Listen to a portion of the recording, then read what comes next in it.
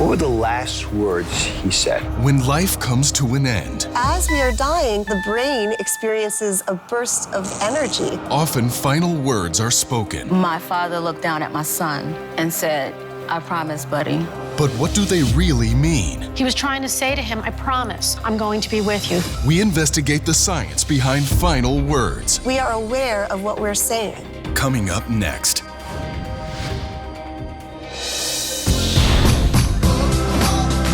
Y'all ready for season 10?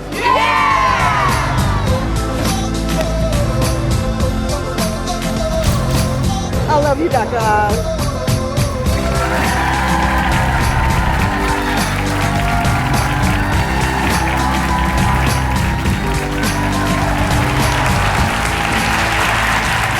In those last moments before a loved one dies, there are so many emotions and questions.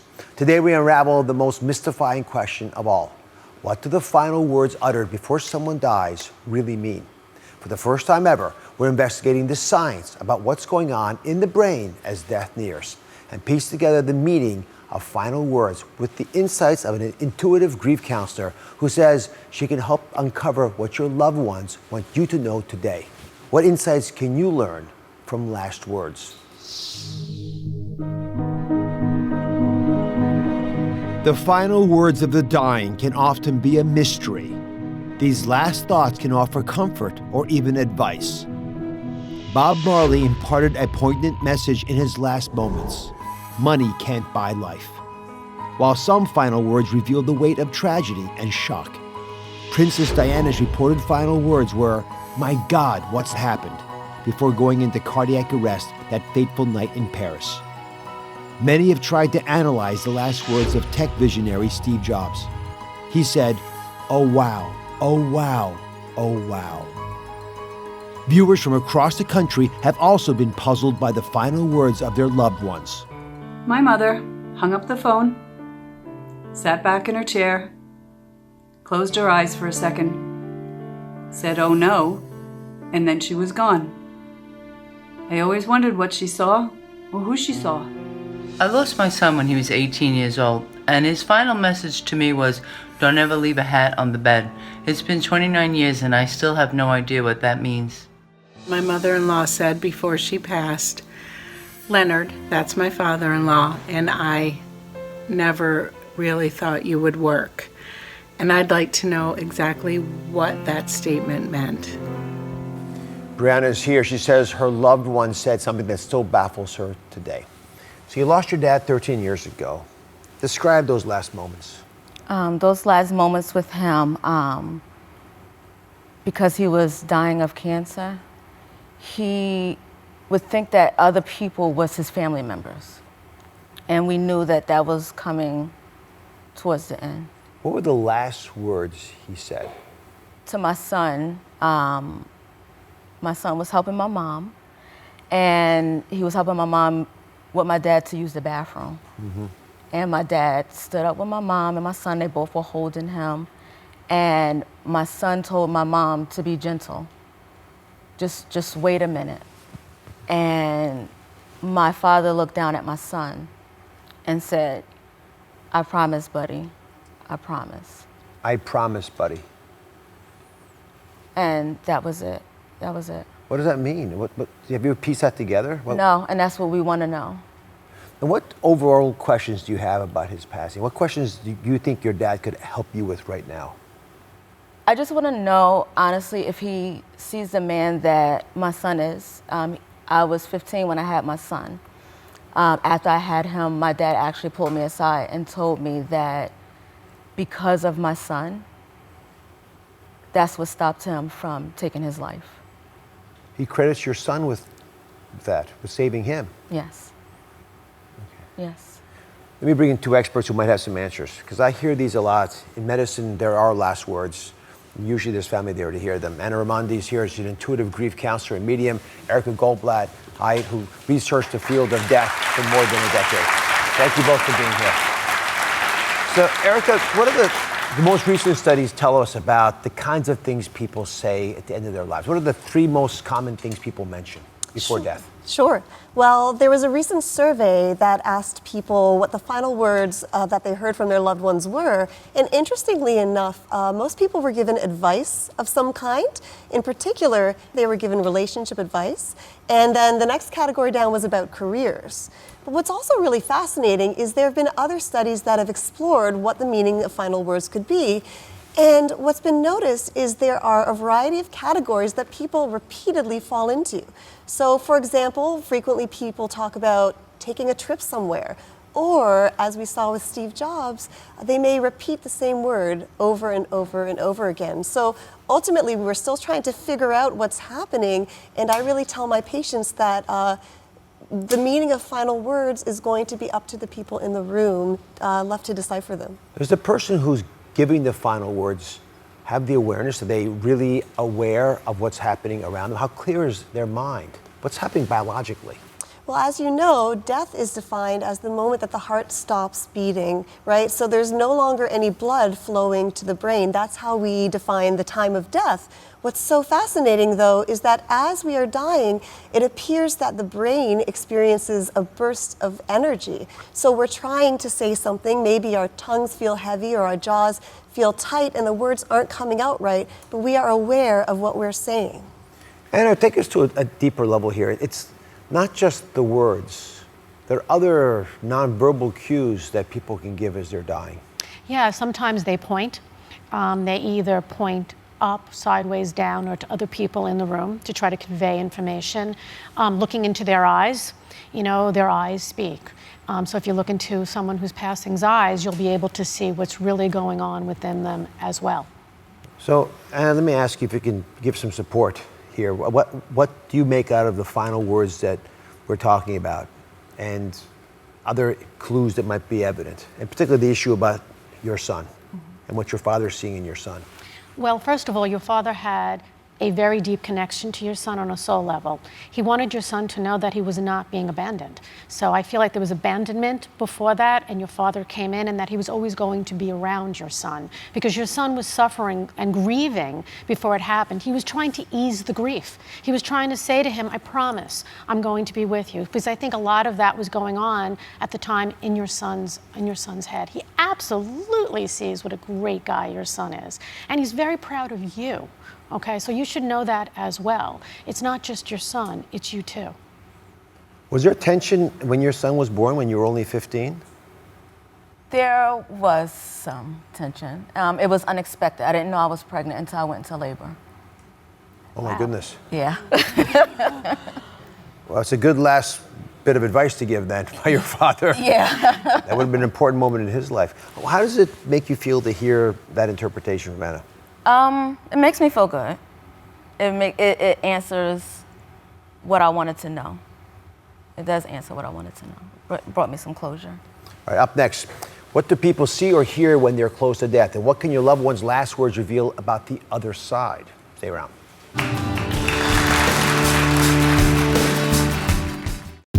Giant fibroids. This was about 70 pounds. Painful fibroids. It can crush organs. Can hair care products be the cause? Has there been a link identified between any of these compounds and these reproductive organ issues? So many women suffer in silence. It has hurt the intimacy. Absolutely. We investigate fibroids. And just listen, it's pretty heavy. All new Oz. That's coming up on Monday.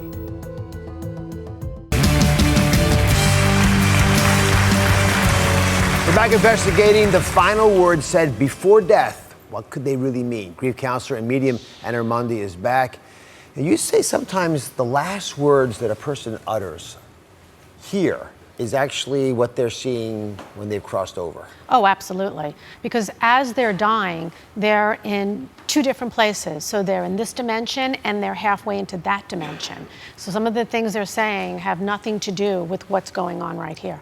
It gives it a bit more power. We could be getting a glimpse into the other world from absolutely. These words, these insights. Absolutely. And one of the members of our audience, Anne-Marie, let's go meet her, says that her father whispered these final words to her. What is that noise? That's what she said. And that's why I was thinking about this issue of what he was potentially seeing. Anne-Marie, how are you? So what was going on that day? The room was virtually silent, I am told.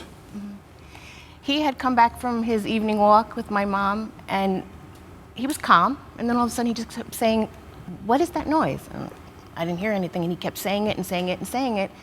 And I said, "Are you in any pain?" And he's like, "No, I'm fine." And he'd go to the window, he'd look up, and he'd say, "What is that noise?" And he just kept repeating it. And then I got a little nervous, so I said, "Do you want me to call an ambulance or something?" He said, "No." He said, "Wait, we need to pay some bills." I'm like, "Okay." So we paid all the bills. And then he said, "And we need to pray." I said, "Okay." So we just kind of sat there and prayed together. And he said, "But I just wish I knew what that noise was." And you can't hear this noise? I hear nothing. And it's odd because he was really deaf for the last 40 years of his life. And then when we finished praying, he said to me, "Call." So I said, "Okay, I'll call." And no sooner had I hung up the phone with the paramedics, he collapsed. Oh. And all of my first aid and CPR training, that went out the window, and I'm shaking him. And I just kind of looked at him, and I picked him up, and I'm screaming, "Daddy, Daddy." And he was, you can tell when a person's gone. And he smiled. And it was the first time he'd smiled in about a year, because he'd not been well. Mm-hmm. And it just, while I was extremely emotional and very sad and angry and scared, I was also filled with peace because I saw that smile that I missed. Anna, how would you interpret those final words? First of all, he heard cymbals.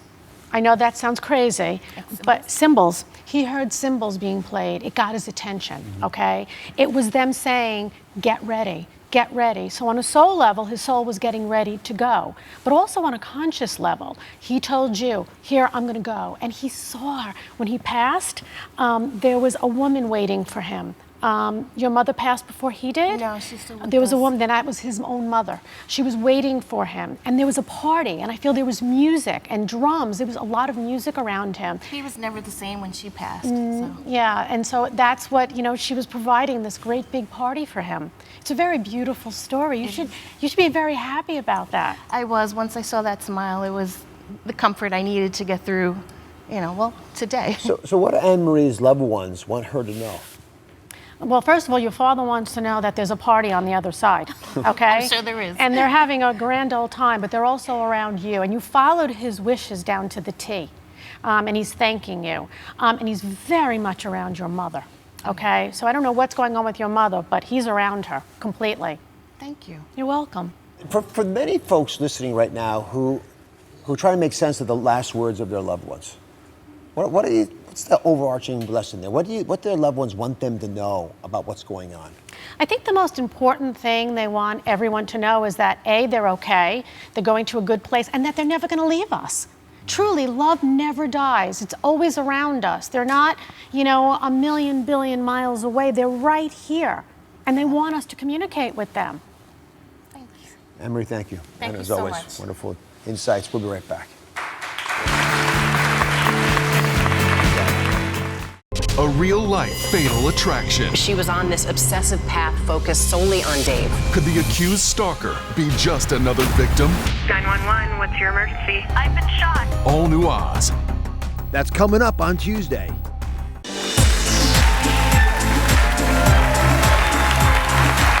Today, are you being tricked by fake reviews on the internet? Have you ever bought a product based on a positive review? Probably yes, right? How do you know it's real? When you want to shed the pounds, the only thing more tempting than a piece of cheesecake is the desire to type a bunch of diet plans into a search engine and see what works. But your search may pull up a website that looks like this. At first glance, it seems like a review website like you might see for restaurants or hotels. It even has star ratings offering opinions of the different diet plans out there. However, if you read closely, it becomes clear they may not be independently offering unbiased subscriptions of the diets you're interested in. And if you click on some enticing image, it may bring you to another page with a special offer you can't resist. Today, we're investigating these fake review sites that could be luring you into buying questionable products. Last year, a company called GOLO filed a lawsuit against this show claiming we and other media outlets were duped by these fake online reviews. But now we are joining forces to expose the problem. I'm joined now by Dr. Jeffrey Kotzen, a spokesperson for GOLO. He is here because he is passionate about informing the public about this threat. Why is it so important to you, Dr. Kotzen? It's very straightforward, Dr. Oz. It's scamming, and it's dishonest. And for the most part, when you talk about the diet industry, you have a group of people who are very vulnerable. They're out there searching for something. They're looking for a better lifestyle, or they're looking to lose weight, and they're being led away from something that might really help them, going towards something that someone is just trying to make money. So here's the deal, everybody. When you see a negative review of a product on one of these fake sites with a 1-star rating, should we be able to identify it? Should we believe them? And that's an issue that I think has got all of us fumbling, because I want to trust those sites. We all want to trust those sites, but in the diet industry, there is no site out there that's going to be doing reviews. If you see somebody who's saying they're reviewing something, it's a scam. Right there and then, you know that you're being tricked into doing something that you weren't intending to do. But there are some big review companies, right? The Consumer Reports or Consumer Labs that sort of do this stuff professionally. Yes, indeed they do, but not in the diet industry. There's nobody out there. You can almost be assured that if you see something that says they're reviewing something, it's just not true. They're looking to lure you away from a product. So everyone, let's put down what you're doing right now and listen for a second. You know how constantly angered I am by scams on the internet. You guys have all been targeted. I've been targeted myself with my image being stolen to promote products I do not endorse. And it's almost impossible to stop these things down, right? No one's doing anything about it. So it's up to you to be informed. Now, I had no idea, Dr. Kotzen, that there were so many fake reviews out there. But now that I appreciate it, I get it completely, and you will as well. So Dr. Kotzen has some red flags to look out for that I want you all to pay attention to. We've created a fake review site. We went through the trouble of making a fake review about a plan that doesn't exist. We're going to call it the Thin Down Diet. Does that sound good to you guys? All right. It's fake. I made it up. We even bought the URL because I knew scammers would watch the show and immediately start creating fake, the Thin Diet versions to take advantage of you. So we're trying to protect you. But once we Google a diet, once you're in there clicking away, right, you're on your server, you write down the Thin Down Diet, right? More websites than just the homepage of this company come up. For example, right, this one down here says, is the Thin Down Diet legit or scam? Do you see that down here? Right? Would you click on that if you're interested in the Thin Down Diet? Right, I would. Click on that. So what's the first way to know that this might be a fake review? Well, it's just the article. I mean, come on, this is showbiz. Is a Thin Down Diet legit, or is it a scam? That alone tells you that they're trying to scam you. They're trying to move you away from what you probably were trying to look at and get you to look at this diet. All right, so just from the title alone, you got a red flag. Normally, this is a little too, as you mentioned, show busy. Something's going down here, right? The next way to spot a fake review, if the title doesn't turn you on to it, is that the author didn't buy or test the product. Look at this, right? You click down on that little fake title, and do you see anywhere here that it says they tested this, right? It's clear they may or may not have tested it, but if they had tested it, they would have told you about it. They would have put out their appropriate statistics. So they're not testing this stuff. They're just throwing it out there to catch your attention. That's just another way to pull you away from what you're looking for and have you buy a product that you never started looking for. Just a common sense test. If you did a lot of work to test this product and put women on it for weeks and weeks and weeks, wouldn't you brag about it? Right? You tell somebody about it. They're not telling you because they didn't do it. The next way to spot a fake review is there are links there for competing products. Let me just stop for a second. So you saw we went to find the Thin Down Diet. Now you're in the review. They're telling you, check out our top recommendations for weight loss. How does this work? Well, first of all, let me say, when they put something in like our top recommendations, that's just being completely biased. They're taking you away from what you're looking at. They're taking you to what they're probably getting paid to show you. Right. And actually, speaking of being paid, they actually can put ads on the site. And I'm curious, if they've lied about the rating and the testing, are these ads legitimate as well? Same situation. I mean, there's another way of making money here. If you put an ad up, every time someone clicks on that ad, everyone's making money. You're losing money, but they're making money. So what's being done about these fake diet review scams? That's the saddest part of all. Nothing's being done. Legal system can't handle it. It's too overwhelmingly large. And who's the big loser here? It's the consumer. So the only way that consumers can possibly figure this out is they need to do their own homework. They need to go towards sites that are legitimate. They need to see that there's clinical trials to prove what they will accomplish for you. But this stuff is just not the place to be. So a big message is no one's policing these fake review sites. That means you've got to step up and protect yourself. So take advantage of the red flags we gave you. Tell your friends about it. Let's stop this down ourselves. We'll be right back with more. Giant fibroids. This was about 70 pounds. Painful fibroids. It can crush organs. So many women suffer in silence. It has hurt the intimacy. Absolutely. That's coming up on Monday. There are so many weight loss plans, it's sometimes hard to find what works for you. We're back with Dr. Jeffrey Kotzen. He's a spokesperson for GOLO. He just revealed that there are sites online that could be tricking you with fake reviews on some of the most popular diets. So how do you tell? How do you know which diet to choose? So what should folks be looking for as a doctor in a diet or a meal plan? Well, I'm glad you said as a doctor, because that's the truth. The truth is this is a medical condition. This is a medical issue. It may be weight loss, but weight loss has everything to do tied in with good health. And so as far as what you should look for something that works. I've spent 35 years in practice in obstetrics and gynecology, as you know, and I can tell you what doesn't work. That's for sure, because I've been trying to find the product that does work. And the products that work are the ones that you've got to get away from these review sites, and you've got to go to their site, and you have to see if they are looking at clinical studies that can prove that their process works, their plan works, their supplements work. So you recently completed a clinical trial, a pretty important one. What were the results? Results were quite clear. In GOLO, which is the company that I've decided to support, has done a study, and we're so excited about it. It was a clinical trial that was done last year, and it had two groups.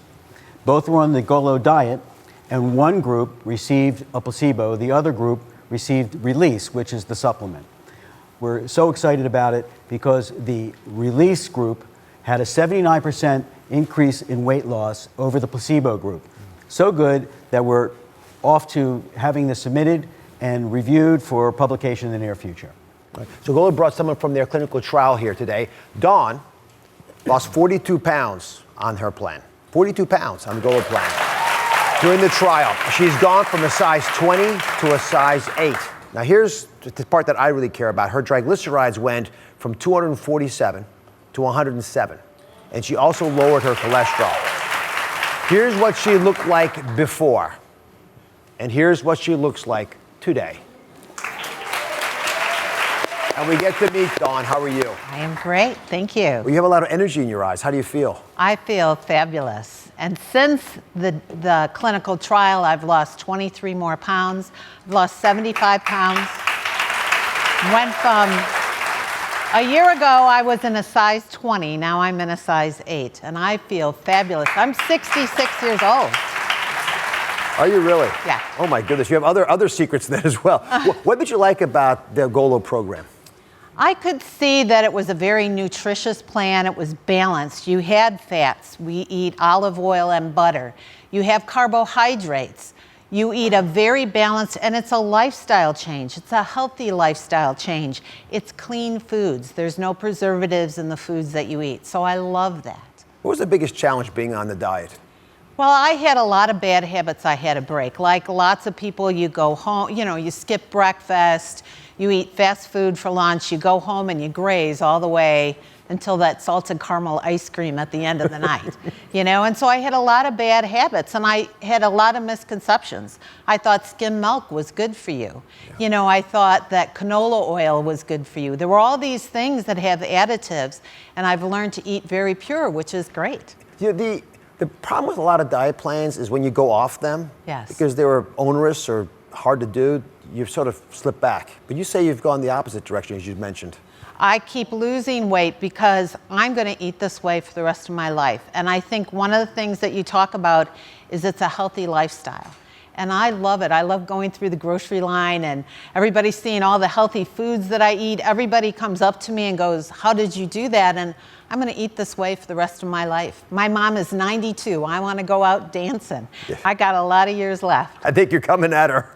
So what are the main components of the plan, Dr. Kotzen? as Dawn has already told you, and we've spoken before, she's joyful. She loves this diet, and it's not just a diet for her, it's a new way of life. And what this program is all about is making it easy to sustain weight loss, because it's the slow loss of weight over a sustained period of time. She can go out with her friends. She can go out to dinner with her family. She can eat the same food as her family. We're not asking people to get rid of one major food group, not to get rid of carbohydrates and be high on proteins. Eat like you should eat with all the food groups, including vegetables, including carbohydrates, fats, and protein, and be able to enjoy your meals. Who wants to go start not enjoying eating? No. Loneliness becomes the biggest problem with a lot of plants. Come over here, show me what you've concocted for us. This is a typical day.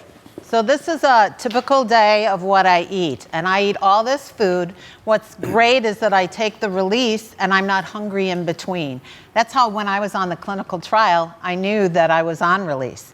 But one of the things that we love is super fuel, and it's a mix of carbohydrates, it's proteins. I saute them in a little olive oil with a lot of fresh vegetables, and I just love it. It's healthy for you, and it's just fun. Look at all this food, guys. I lost 75 pounds eating all this food every single day. You ever put hot sauce on this? Oh, yes, I do. Yeah. I like it a little spicy. Good, I can tell. All right, I'm very proud of you. Thank you. you. I really am. Keep it up. Keep spreading the wisdom. Thank you for all you do. God bless you. Dr. Kotzen, thanks very much. All right, we'll be right back.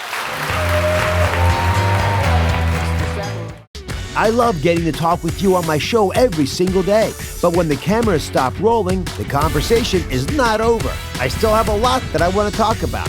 So download the Dr. Oz podcast on Apple Podcasts or wherever you get your podcasts.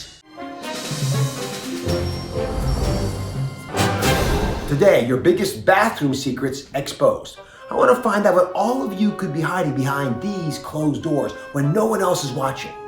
What are you really doing in here? Could it be helpful or harmful to your health? I'm going to get to my first confession, but you just have to excuse me for just a moment. Hey, Dr. Oz. I'm a busy mom. Between taking care of my kids and taking care of my house, my life is absolutely crazy and frantic. And you know what? Sometimes I just want a little me time. And I like to indulge. And as funny as it is, I come in my bathroom because I can finally get some peace and quiet.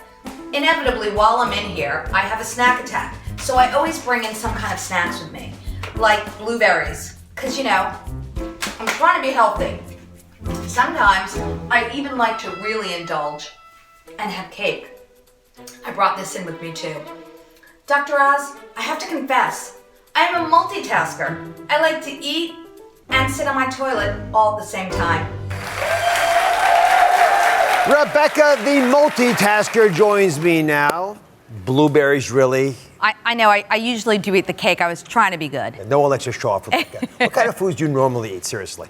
Seriously, I'll have granola bars, maybe chips. All the stuff in front of me here? Muffins. How did it all start? Cookies? It's unbelievable. I just feel like I finally get quiet time when I'm in the bathroom.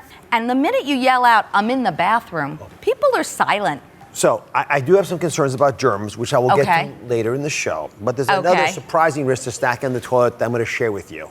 And when you bring a snack into the toilet, what do? You tend to sort of sit there for a little while, right? You don't rush through your bagel or your muffin or whatever. Right. Sitting on the toilet for prolonged periods of time may increase the pressure on the veins down below, like where you go potty and everything. And that causes hemorrhoids. And hemorrhoids, you don't want to have them. It's not worth the bagels, the muffins, and everything else.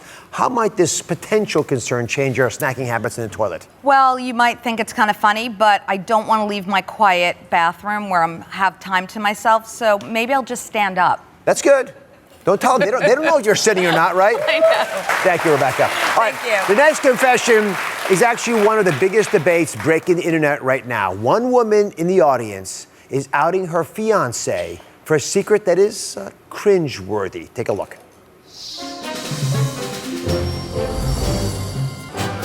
Hey, Dr. Oz. Right now, my fiance is in the shower. I think you can hear it running, but that's not the only thing that you hear.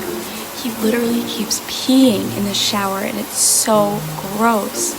He's not listening to me when I ask him to stop. Please help me. So Summer and her fiance are here. You didn't expect this, I guess. No, not at all. I mean, I know I do gross things sometimes, but I didn't expect this. Why do you pee in the shower? This is a question all women ask us. I figured it was normal. I mean, I thought most people do it. No, I mean. How many people pee in the shower here? Notice all the men there, a couple women too. Summer, why does it bother you so much? Why are all women bothered by this? It's just gross, you know? I mean, I shower in there, my daughter showers in there sometimes. Your feet are stepping on that same area? Yeah, it's just gross. Didn't bother you at all? I thought it was completely normal. I mean, I do everything in the shower. I brush my teeth in there. It saves time, you know? You don't go number 2 in there, right? No, I have not Just done number 1, right? All right, come on over to me. Because, Vic, you're not alone, right? You know rapper Cardi B? I do. Right, so she asked her Twitter followers if they peed in the shower. Here's the post, by the way. And the response, it was overwhelming. She says, keep it a buck. Do you pee in the shower? And all the answers in there are pretty honest reflections. Most people said, of course we do. What are you talking about? So are you ready to hear the truth? Can you deal with the truth on this? Yeah. Summer, all the women, can you deal with the truth on this? All right, coming over. Let's go through the numbers. So I'm just gonna knock it out there. First of all, toilet flushing, it accounts for 27%, come on closer, I'm not gonna bite. 27% of all the water, indoor water, you can come over the side, is consumed because we're flushing whatever we're doing down the toilet. That's a fair amount of water, Yeah. okay? One time you flush it, every time you flush it, 7 gallons of water. Wow. Did you think about that? You can take a shower, 7 gallons of water. Yeah. Right. And peeing in the shower, it actually saves water, which saves money, and therefore, it's good for the environment. Do it. So, although I made you nervous, it turns out it might not be so bad. Does this influence you at all, Summer? A little bit. I mean, I guess I still kind of feel that it's gross, but, you know, now that I know that it saves water, I guess it's okay. All right. So if you're worried about the ick factor, which some of the viewers now are, and you probably still have a little bit of that in the back of your mind, come on over here. Here's the thing. Urine is actually produced by the kidneys, as you know, right? And is stored in the bladder. And there are some little bacteria. You can come over close to me over here. Come next to me. You're going to enjoy this. All right. So these bacteria are actually really important. Now, we didn't even know they were there till recently, but they're good bacteria. They sort of protect you. It's like an ecosystem in there, right? And although the urine is not sterile, these bacteria are pretty easy. They're non-toxic. They don't become a problem unless you don't pee enough or unless you keep urea, which is the waste material, concentrated in your body because you're not letting it go out of your bladder. So letting it all out, letting you pee is actually fine, right? It's probably better for you. Even if you pee in the ground, as long as you don't have a cut in your foot. You don't pee in your foot, right? No. I didn't think so. Then you're good to go. And you're just stepping on old mats that urine's already gotten washed out. So now that you know it all, you know that it's okay to pee, it's probably better to pee. It doesn't really matter that there's a little bit of bacteria in there because they're not the bad kind. And you know you're saving the environment. You're okay now? I feel better. Much better. I do, yeah. Happy customer. Congratulations. Thank you. All right, now here's the question. How often should you wash your face? How about your hands? And the towels, that might be an issue here too. The towels, how often you wash them? The definitive answers, and they're out there. I'm going to share them with you. That's next. Here's your daily share.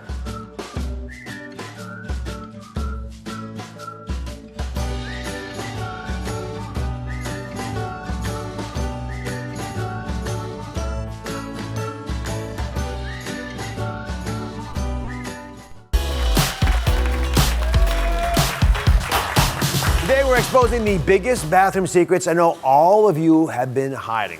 I asked you to come clean about how often you really wash your face. Lots of options. Then I asked about your hair. You're all over the place. How about your towels? Even your towels aren't always being washed the same way. So what is the real answer on how often you should be washing these things? We're going to give you the science-backed answers that may surprise you. The first debate has to do with face washing. How often should you wash your face? Comes up all the time. I have a twin experiment, as rare as they are. They'll help us find the answer. Identical twins, Najanique and Naja are here. Welcome to the show. Thank you. Najanique, start us off. How often do you wash your face? Once a day. Once a day. And Naja? Twice a day. Twice a day. You both look the same still. Your mom can probably tell you apart. But most of us would be a bit confused, but it's a perfect twin experiment. Theoretically, you're genetically the same, so we should be able to figure out if it makes a difference to go once a day or more than once a day. So we use cutting-edge imaging technology called Canfield Visia Complexion Analyst System. Come on over. That'll help us find out how often you should really wash your face. Now, it's going to give us an idea of how many bacteria you have up there. We're going to take a look at Naja's skin first. This is what washing your face twice a day looks like through a microscopic lens. Each of these little dots represents sort of a bacteria count. Are you ready for the answer? Ready. Your score was 2,347. That's the instances of bacteria on her face. Now, let's take a look at her twin, Najanique. Her face is next to her sister's, who washes only once a day. And she has 2,028 instances of bacteria on her face. There's no benefit. There's no benefit of washing more.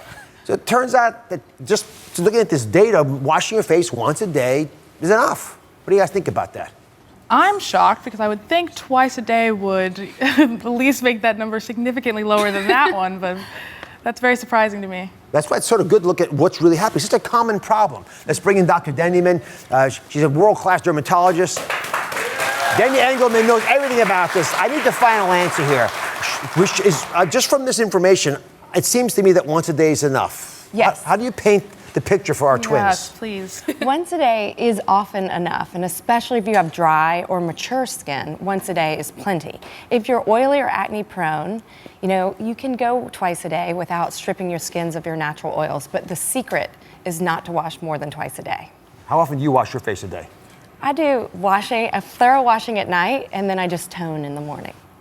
There you have it. Do it with the dermatologist. All right. Is that helpful? Thank you. Yes. Thank you. Tell your mom she raised very pretty young women. Beautiful. Thank you. Thank you I appreciate it. No matter what your scores are on the test. Thank you very much. All right, next debate. How often do you wash your hair? Right, a lot of debate here. There's been a big movement to stop washing your hair. Let's come on over here.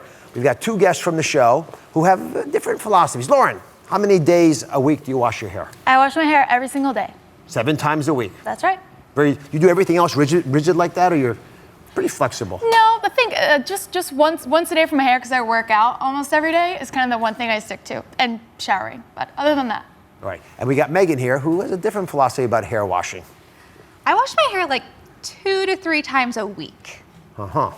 All right, walk us through, as we have a basic oil test to help figure out who's wiser. So I'm going to use these blotting sheets just to see how much oil is at the root of the hair. And so I'm going to start first with Lauren, who we know she washes daily, and she works out, and that makes sense. A lot of my patients who work out. But see how much oil there is Yeah, still? let me hold that. Yes. And then Megan, who's only 2 to 3 times a week. Okay, let's see what Megan does. I've got my... Oddly, oh my has goodness. less oil. How is that? One second. The once a day hair has more oil than the twice a week hair. Yeah, and these results are quite shocking and surprising, right? Because you would think if you wash more, your hair would be cleaner and less oily. Well, how do you explain this? So the way that I explain it to my patients, and it sounds a little scientific, but if we stimulate the hair follicles, we're actually stimulating the sebaceous glands at the root of those when we're washing, and it increases oil production. So actually you can have oilier hair even though you're washing more. Look at the smile on her face. She just loves being right. Doesn't it eat at you a little bit? I feel triggered. All right, let me explain. Come on over. We got a little animation. So when we wash our scalps less, it actually changes lots of things. And I'm going to demonstrate it for you, because here we are with Dendy sitting here in the middle of our scalp. And when you wash your scalp less, you see down here, you got some oil, you actually produce less oil. The body naturally produces its oil at its own pace, so it disrupts your body system when you shampoo too often. It'll throw your oil production out of whack. So more washing, more scrubbing under my feet here, right, translates to more oil. Look down here. See the oil? More oil down there. And here's the bigger problem. If you shampoo your hair every single day, you're ultimately going to strip away the natural oils, and it can lead to dry, brittle hair, which you don't want either. So bottom line, wash your hair, not every day, every other day, every third day. I agree. Did I get it right? You got it right. A+. A+ from the dermatologist. Before we go to break, we asked our audience how often you wash your towels. Now, 46% of you said once a week. We asked the experts at the Good Housekeeping Lab to reveal the truth about how often you should be washing your towels. Pay attention to their advice. Hi, Dr. Oz. It's Carolyn Forte from the Good Housekeeping Cleaning Lab. You're asking about bath towels. We recommend that you wash them after every 3 to 4 uses. If you're coming out of the shower, you're clean, so they really don't get that dirty. Just make sure you hang them up between uses so they don't get moldy. Giant fibroids, This was about 70 pounds. painful fibroids. It can crush organs. So many women suffer in silence. It has hurt the intimacy. Absolutely. That's coming up on Monday.